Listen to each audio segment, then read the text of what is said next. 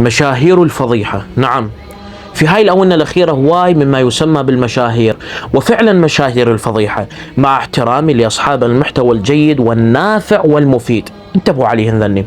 في هاي الآونة هواي طلعت فضايح عليهم، وأكثر الفضايح ما تسولف، والشهوة والغريزة عندكم هي اللي تفضحكم. أتمنى هذا المقطع يوصل لهم وانتم تعرفون أنا أقصد من، وانفضحتوا لأن هاي الشهوة اللي دفعتكم، خصوصا المشاهير والمشهورات. هذا المشهور يستغل الفتيات بشهرته، وهاي المشهورة بعد الباقي يمكم.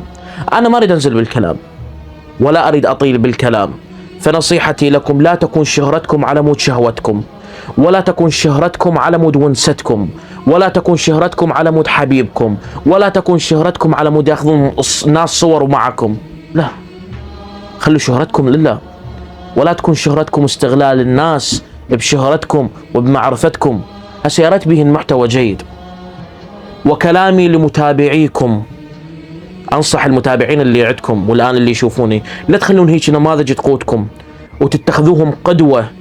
وكلامي لبعض المشاهير والمشهورات ومشاهير الفضيحة بالخصوص ومشاهير المجادية، فأنتم وأمثالكم، أنتم كشباب وبنات المشهورين البعض، أنا وأمثالي من الشباب وبنات الرساليات، لا نراكم سوى سلعة رخيصة.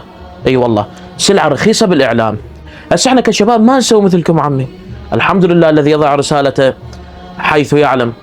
وآخر كلاما لقوله تعالى: أفحسبتم إنما خلقناكم عبثا وإنكم إلينا لا ترجعون. عبالكم هيك خلقناكم؟